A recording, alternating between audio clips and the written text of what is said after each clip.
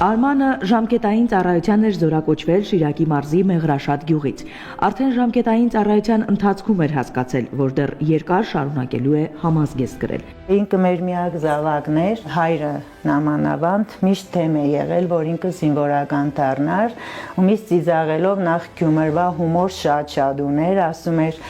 «Բա դու խելոք մնա, ես գեներալ կդառնամ, հետո կամաճես, որ ինձ չես թողել զինվոր դառնալու»։ Պատվոգրերն ու շնորհակալագրերն էլ իրենց հերթին են վկայում։ Արմանն արժանապատվորեն ավարտել էր պարտադիր ժամկետային ծառայությունն ու վերադարձել հայրենի գյուղ, ընդունվել Շիրակի պետական համալսարանի ռազմագիտության ֆակուլտետ։ Զուգահեռ անցել էր պայմանագրային ծառայության հայկական բանակի ստորաբաժանումներից մեկում։ Շատ լավ էր իրեն դրսևորել ու քանի որ ուսանողել էր բարձրագույն հաստատությունում, այնտեղ ասել էին, որ սեպտեմբերի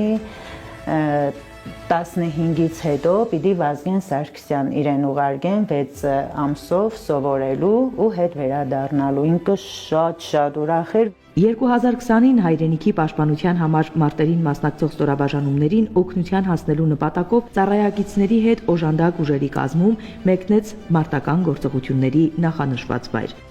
Ինքը ուջեպկա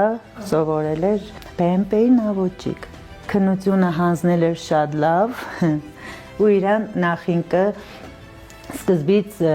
պիտի սովորեր տանկի վարորդ, ինչ, հետո որ տեսել էին ինքը համակարգիչ շատ լավ գիտի ու քննությունները շատ լավ է հանձնում, իրան արագ տեղափոխել են ու ինքը BMP-ի նավոճիկն էր։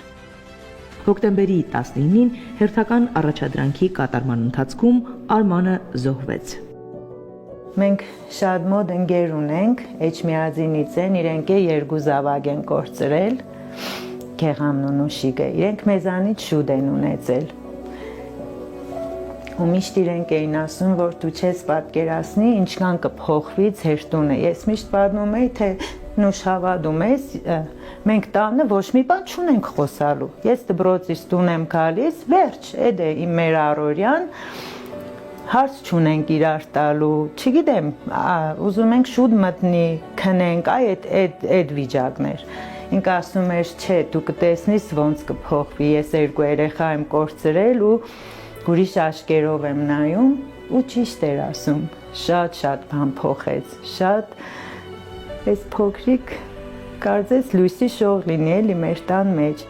Արմանը ընտանիքի միակ զավակն էր, Մանուկյանների հարկի տակ ամեն անկյունում կուչ եկած ծանր լռությունը հետզհետե էլ ավելի ճնշող էր դառնում։ Գիտեին, որ ապրելու տենչը կարթնանա միայն Արմանի վերածնունդով, ու 4 տարիների համառ պայքարի արդյունքում լույս աշխարհ եկավ կրտսեր Արմանը։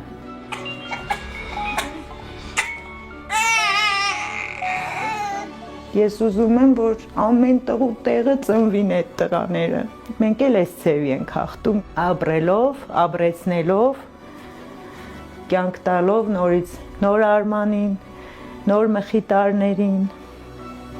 նոր Նարեկներին, նոր Սամվելներին, բոլորին։ Կորուստը հաղթահարելու լավագույն ընտրությունը վերագտնումի ճանապարհով անցնելն է, 4 տարիների համառ պայքարի ճանապարհին, որքան փորձություններ են հաղթահարել, քանի անգամ են ստիպված եղել նախ իրենց հաղթել։ Իսկ մեծ հաղթանակը եւս մեկ անգամ շարունակվելու պարգևն էր, այս անգամ արդեն կրտսեր Արմանով, որ նաեւ նրանով շարունակվի վառ մնալ հայի տան ճրագը։